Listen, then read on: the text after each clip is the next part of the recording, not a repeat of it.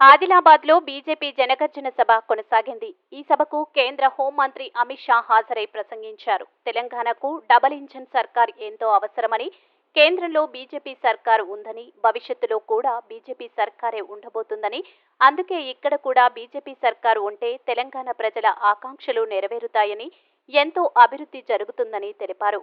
వచ్చే ఎన్నికల్లో తెలంగాణలో తప్పకుండా బీజేపీకి అధికారంలోకి వచ్చి తీరుతుందని అమిత్ షా ధీమా వ్యక్తం చేశారు. మజ్లీస్ కనుసన్నల్లో పనిచేసే ప్రభుత్వాన్ని ప్రజలు తరిమికొట్టాలని అమిత్ షా పిలుపునిచ్చారు. ఈ కార్యక్రమంలో బీజేపీ రాష్ట్ర అధ్యక్షుడు కిషన్ రెడ్డి, పార్లమెంటు సభ్యుడు సోయం బాపురావు, బీజేపీ జాతీయ ప్రధాన కార్యదర్శి ఎంపీ బండి సంజయ్ తదితరులు పాల్గొన్నారు. यहाँ से हैदराबाद केसीआर तक आवाज जानी चाहिए।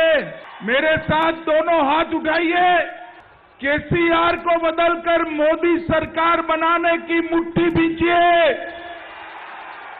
और प्रचंड आवाज से बोलिए, भारत माता की। मैं जब यहां आया हूं तब हम बहुत छोटे थे गुजरात में, तब कोमाराम भीम का नाम सुनकर रोंगटे खड़े हो जाते थे।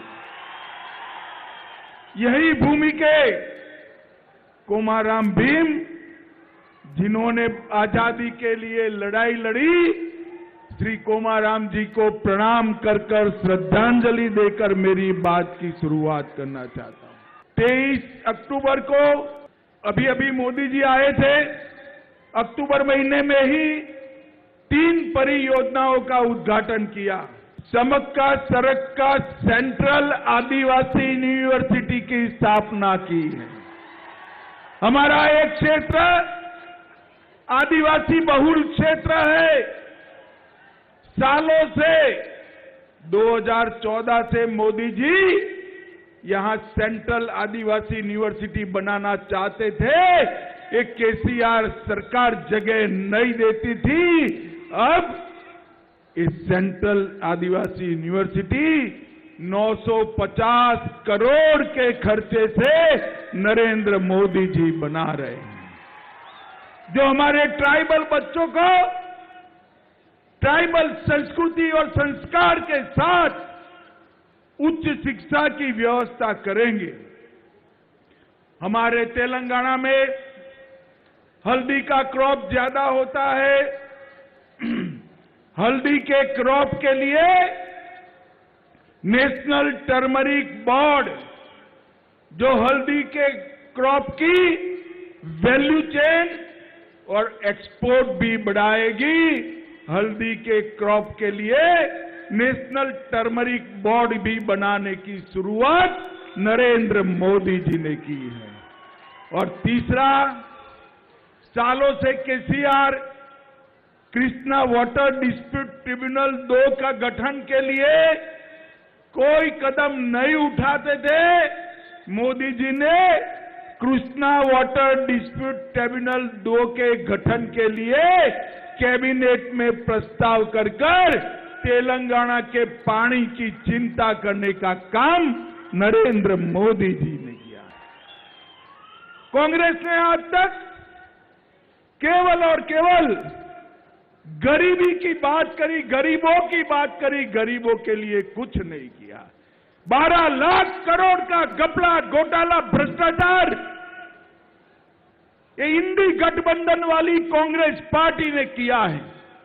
नरेंद्र मोदी के 9 साल के शासन में कोई हमारे विरोधी भी हम पर भ्रष्टाचार का आरोप नहीं लगा सकता। मित्रों, नहीं लगा सकता।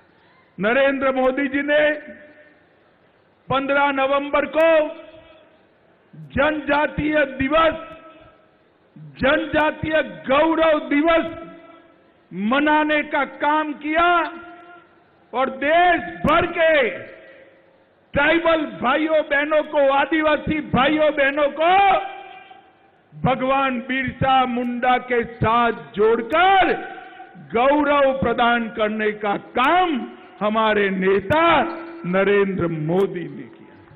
200 करोड़ रुपया खर्च कर देश में 10 जगह पर आदिवासी स्वतंत्र सेनानियों का संग्रहालय बनाने का काम नरेंद्र मोदी जी ने किया है। और मित्रों, जनजाति क्षेत्रों में जल से नल के माध्यम से 1 करोड़ 10 लाख आदिवासी घरों में पीने का पानी और 50 लाख लोगों को घर देने का काम हमारे नेता नरेंद्र मोदी जी ने किया है। ये केसीआर ने जितने वादे किए थे, एक भी वादा पूरा नहीं किया। यहां अस्पताल बनाना था, अभी आधा अधूरा पड़ा है। आदिवासियों के लिए ढेर सारे वादे किए थे, एक भी वादा पूरा नहीं किया। आदिलाबाद में हवाई पट्टी बनानी थी, नहीं बना पाए। और 2 बेडरूम वाले घर आदिवासी भाइयों को देना था, दिया है क्या आपको 2 बेडरूम वाला घर? दिया है क्या? ये केसीआर कभी भी गरीबों का काम नहीं करते हैं, केवल और केवल अपने बेटे बेटियों का काम करने का काम एक केसीआर सरकार ने किया है। माताओं, भाइयों, बहनों, मुझे बताओ, ये कश्मीर जो है हमारा है या नहीं है? जोर से बोलो, हमारा है या नहीं है? धारा 370 हटनी चाहिए थी या नहीं हटनी चाहिए थी? ये इंडी गठबंधन वाले, कांग्रेस पार्टी वाले, ये केसीआर, ये सारे लोग धारा 370 को बचाकर बैठे थे। नरेंद्र मोदी जी ने 5 अगस्त 2019 को धारा 370 को हटाकर कश्मीर को हमेशा के लिए भारत के साथ जोड़ने का काम नरेंद्र मोदी जी ने। मुझे बताओ युवाओं, अयोध्या में राम मंदिर बनना चाहिए या नहीं बनना चाहिए? जोर से बोलो, बनना चाहिए या नहीं बनना चाहिए? एक कांग्रेस पार्टी आजाद हुए तब से राम मंदिर के मुद्दे को लटका रही थी, भटका रही थी, अटका रही थी।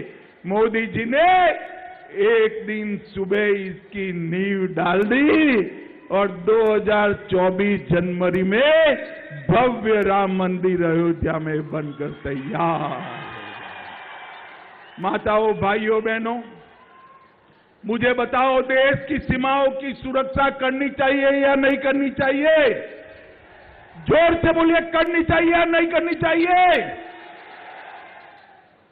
कांग्रेस की सरकार थी, हर रोज पाकिस्तान से घुसे हुए आतंकवादी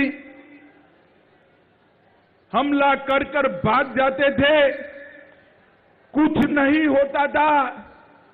नरेंद्र मोदी सरकार आई, इन्होंने उरी और पुलवामा में हमला किया।